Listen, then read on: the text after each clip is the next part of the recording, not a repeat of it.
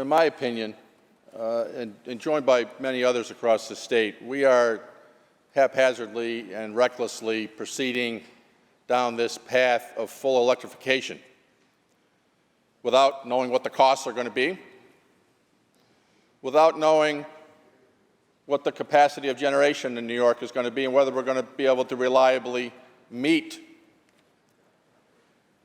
those demands with full electric.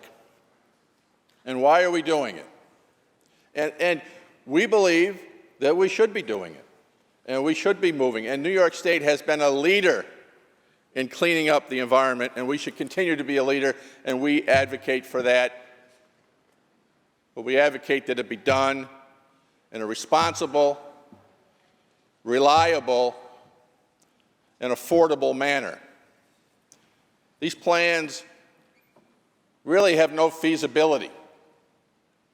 There's been no cost analysis, which should be the first thing we had done before setting down this path. And as I said, New York State accounts for only 0.4% of global emissions. We get to zero, New York State's changes are going to have zero impact on climate change.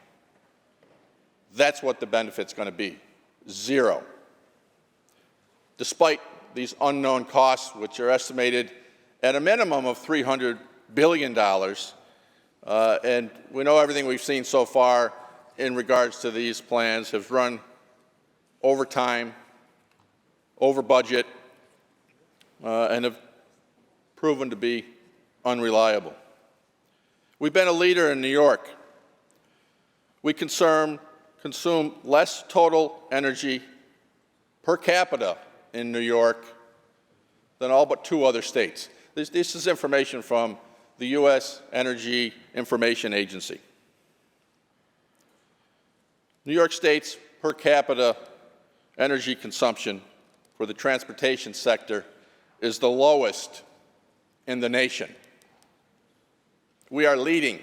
New York State is a leader, and we should continue to lead and take strides that are feasible, that are reliable, that are affordable. In 2020, and I back up a couple years, New York State's per capita energy-related carbon dioxide emissions were lower than those of any other state. Why do I use 2020? Because in 2021, based on the initiatives of the majorities in the legislature and the governor at the time, Indian Point Nuclear Facility was closed down, major electric supplier to New York City. Since the close down of Indian Point, energy-related carbon emissions in New York State have increased, there's varying views on this, somewhere between 24 and 35% increase in emissions of carbon dioxide, which is just a glaring example of how proceeding down this path, not knowing what it's going to cost, not knowing how we're going to produce our energy and electricity to provide it, how reliable it's going to be, and how affordable it's going to be. And it's not going to be affordable. It's not going to be reliable unless we go about this in a much more diligent approach based on available technology and something that will be feasible and that will work down the road. Grave concerns over what's going to happen when we get to February and there's no electricity.